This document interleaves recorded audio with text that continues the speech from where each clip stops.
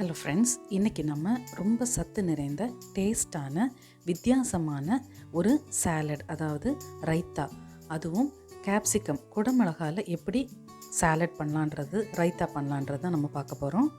நோய் எதிர்ப்பு சக்தி அதிகம் உள்ள இந்த குடமிளகாயில் நிறைய விட்டமின்கள், தாதுக்கள் அதிகமாக இருக்குது. வெயிட் லாஸில் ஈடுபடுறவங்க கண்டிப்பாக இந்த ரைத்தாவை நீங்கள் ட்ரை பண்ணலாம். வெங்காய பச்சடிக்கு இது ஒரு சிறந்த மாற்று. வாங்க இதை எப்படி செய்யலான்றது பார்த்துடலாம். இதுக்கு ஒரு பெரிய வெங்காயம் நான் எடுத்துருக்கிறேன். மீதி உங்களுக்கு விருப்பமான கலரில் குடமிளகாய்கள் எடுத்துக்கலாம். ஒரு 3 குடமிளகாய் எடுத்துருக்கிறேன். இதுக்கு கூட ஒரு சின்ன பச்சை மிளகா நான் எடுத்துருக்கிறேன். இப்போ இந்த சின்ன பச்சை மிளகாவை இந்த மாதிரி வெட்டிக்கோங்க.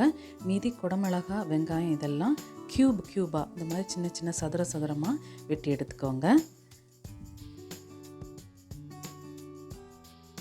கெட்டியான தயிர் 1 கப் எடுத்துக்கோங்க. இந்த மாதிரி எல்லாமே ஃபஸ்ட்டு நம்ம ரெடி பண்ணி வச்சிடலாம்.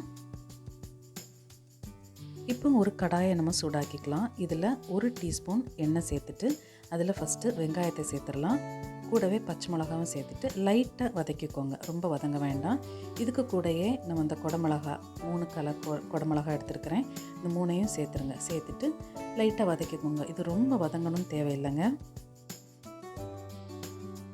இப்போ தேவைக்கேற்ப உப்பு சேர்த்துக்கலாம்.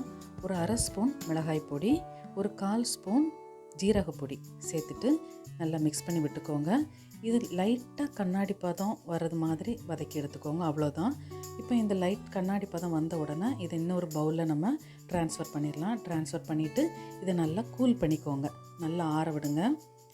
இந்த கேப்சிகம், வெங்காயம் இதெல்லாம் நல்லா ஆறின உடனே நம்ம எடுத்து வச்சுருக்க அந்த கெட்டியான தயிரை இதில் ஆட் பண்ணி மிக்ஸ் பண்ணிக்கோங்க. அவ்வளோதாங்க, நம்மளோட குடமிளகா ரைத்தா ரெடி ஆயாச்சு.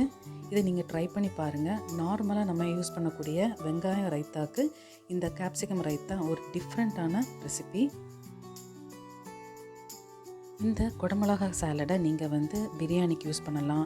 வெரைட்டி ரைஸஸ் உண்டில், தக்காளி சாதம், புலாவ், இந்த மாதிரி வெரைட்டி ரைஸஸ்க்கு யூஸ் பண்ணலாம். பிடிச்சிருந்ததுன்னா கண்டிப்பாக உங்களோட நண்பர்களுக்கும் ஷேர் பண்ணுங்கள்.